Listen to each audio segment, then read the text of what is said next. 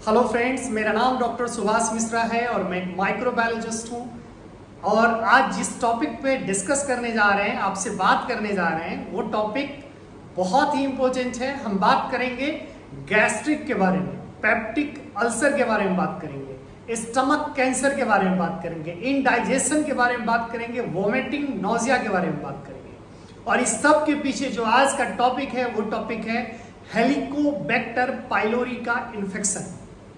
जब हम बात करते हैं हेलिकोबैक्टर पाइलोरी के इन्फेक्शन, तो हम आपको इस वीडियो में बताएंगे इसका क्या इंट्रोडक्शन है, इसका क्या लैब डायग्नोसिस है, पैथोजेनेसिस क्या है, सिम्टम्स क्या है, ट्रीटमेंट के क्या प्रोटोकॉल है। तो विस्तार से आप इस पर चर्चा करेंगे। वीडियो में मेरे साथ आप बने रहें। चलिए सबसे पहले समझते हैं हेलिकोबैक्टर पाइलोरी बैक्टीरिया का इंट्रोडक्शन क्या है। ये बैक्टीरिया बड़े आराम से हमारे स्टमक के एसिड में फलता फूलता है, बड़े आराम से रहता है। साथ ही ये बैक्टीरिया ग्राम नेगेटिव बैक्टीरिया है। ये स्पाइरल शेप का होता है, इसमें फ्लेजला प्रेजेंट होता है। ये यूबिक्विटस है, यानी ये वर्ल्ड वाइड प्रेजेंट होता है। और साथ ही जब हम चर्चा करते हैं इस बैक्टीरिया के बारे में, तो ये लॉन्ग टर्म इन्फेक्शन प्रोड्यूस करता है। कई बार पेशेंट को डिकेड से लेकर के लाइफ टाइम इसका इन्फेक्शन बना हुआ रहता है। जब इसके एपिडेमियोलॉजी के बारे में बात करते हैं, तो जैसा मैंने कहा कि ये वर्ल्ड वाइड प्रेजेंट होता है। खासकर जो ट्रेंडिंग एज है, जो यंग एज है, उसमें ज्यादा इन्फेक्शन देखने को मिलता है। साथ ही जो सोशियो इकोनॉमिक, यानी जहाँ पे पॉवर्टी है, जहाँ पे पुअर सैनिटेशन है, ओवर क्राउडिंग है, उसमें भी ये देखने को मिलता है। जब इसके ट्रांसमिशन के बारे में बात करते हैं, तो 3 तरीके से इसका ट्रांसमिशन होता है। पहला तो फीकल ओरल रूट, यानी गंदा खाना खाएंगे, गंदा पानी पिएंगे, तो ये बैक्टीरिया जो है आपके स्टमक में आता है और फिर ये इन्फेक्शन प्रोड्यूस करता है। दूसरा person to person in the sense, अगर इन्फेक्टेड पर्सन है तो उसका जो हेल्दी पर्सन है उसमें ट्रांसमिशन होता है। खासकर चाइल्ड में इस प्रकार को ज्यादा देखने को मिलता है। और साथ ही जहाँ पे पुअर सैनिटेशन है, अल्ट्रा हाइजीन मेंटेन नहीं कर रहे हैं, तो इस तरीके से भी मोड ऑफ ट्रांसमिट होता है। जब हम बात करते हैं इसके पैथोजेनेसिस वायरुलेंस के बारे में, तो 4 तरीके से इसको समझेंगे। नंबर 1, ये क्या होता है, एडहेरेंस होता है इसका स्टमक लाइनिंग के साथ। ये म्यूकस में बड़े आराम से अपने फ्लेजला के थ्रू स्टमक के वॉल से जाकर के अटैच हो जाता है। उसके बाद क्या होता है, सेकेंड में जैसे ही ये अटैच होता है, ये एक प्रकार का एंजाइम सिक्रीट करता है जिसे यूरिएज कहते हैं।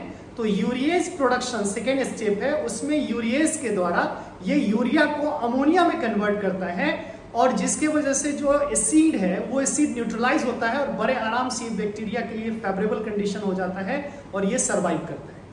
जब थर्ड बात करते हैं, तो ये क्या करता है, ये इन्फ्लामेशन प्रोड्यूस करना शुरू कर देता है। जो एब्डोमिनल जो स्टमक लाइनिंग है, वहां पे क्या होता है, इन्फ्लामेशन प्रोड्यूस होना शुरू हो जाता है। और जो फोर्थ है, वो साइटोकाइन रिलीज करता है और उसके वजह से इम्यून रिस्पॉन्स और जो इन्फ्लामेटरी इम्यून रिस्पॉन्स है वो शोना होता है, और उसकी वजह से क्या हो जाता है, ज्यादा से ज्यादा इन्फ्लामेशन होता है और आगे चल करके फिर गैस्ट्रिक, फिर पेप्टिक अल्सर और फिर स्टमक कैंसर तक प्रोड्यूस हो जाता है।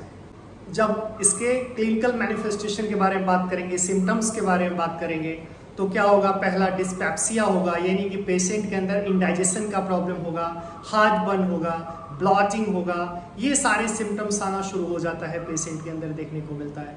इसके साथ साथ गैस्ट्राइटिस के बारे में मैंने कहा कि इन्फ्लामेशन हो जाता है स्टमक के अंदर। इसके साथ साथ क्या होता है, पेशेंट के अंदर लो एपिटाइट हो जाता है, हार्ट बर्न होना शुरू हो जाता है। इसके साथ कई बार पेशेंट के अंदर में जो है एपिटाइट, भूख लगना कम हो जाता है। तो ये सारी कॉम्प्लिकेशन आता है, और फिर जब वो क्रोनिक केसेस होना शुरू हो जाता है तो पेप्टिक अल्सर हो जाता है, स्टमक कैंसर आता है। तो इस प्रकार का कॉम्प्लिकेशन पेशेंट के अंदर आना शुरू हो जाता है। साथ साथ हम बात करेंगे कैसे लैब में डायग्नोस करेंगे।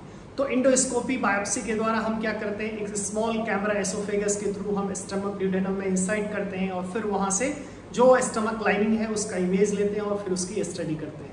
साथ साथ हम क्या करते हैं, यूरिया ब्रीथ टेस्ट करते हैं। एक पर्टिकुलर अमाउंट में जो है सो पेशेंट को यूरिया कंजप्शन कराया जाता है, और फिर उसके ब्रीथ में जो कार्बन डाइऑक्साइड का लेवल है उसको मेजर किया जाता है।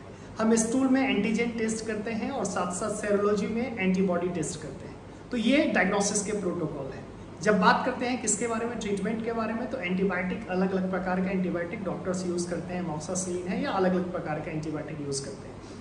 जब हम बात करते हैं प्रोटॉन पंप इनहिबिटर के बारे में, तो ये प्रकार का जो लेमसेप्राजोल या फिर रेवेपराजोल, ये अलग अलग प्रकार का जो प्रोटॉन पंप इनहिबिटर है, एसिड रिड्यूसर मेडिसिन है, वो पेशेंट को दिया जाता है। कई बार हम करते हैं क्या, अलग अलग प्रकार के ऐसे मिक्स ड्रग्स का भी हम लोग इस्तेमाल करते हैं, एंटीबायोटिक के साथ साथ प्रोटॉन पंप इनहिबिटर का भी इस्तेमाल करते हैं। हम बात करेंगे बहुत ही इम्पोर्टेंट कि इसको हम कैसे, प्रिवेंशन क्या है, इसको कैसे इससे बचा जाए। तो सबसे जो इम्पोर्टेंट बात है वो है अल्ट्रा हाइजीन। अगर आप अच्छे से साफ सफाई का ख्याल रखते हैं, अगर आप अल्ट्रा हाइजीन को मेंटेन करते हैं, आप अगर हैंड वॉश के जो प्रोटोकॉल है उस प्रोटोकॉल को फॉलो करते हैं, साथ ही आप क्या करते हैं, जो सबसे इम्पोर्टेंट बात है इमीडिएट डायग्नोसिस। अगर थोड़ा भी आपको सिम्टम्स आता है तो आप इमीडिएट डायग्नोस कराएं। अगर समय से डायग्नोसिस हो जाएगा तो ट्रीटमेंट पॉसिबल है। हमारी तरह आप भी लोगों को अवेयर करें कि अगर सिम्टम्स आ रहा है तो डायग्नोसिस करवाएं। आप अगर सिम्टम्स को ये सोच करके अपने पास रख रहे हैं कि ठीक हो जाएगा तो ये गलत है। मैं उम्मीद करता हूँ ये वीडियो आपको समझ में आया होगा। अगर समझ में आया तो आप वीडियो को लाइक करें, अपने फ्रेंड्स तक शेयर करें। Thank you so much.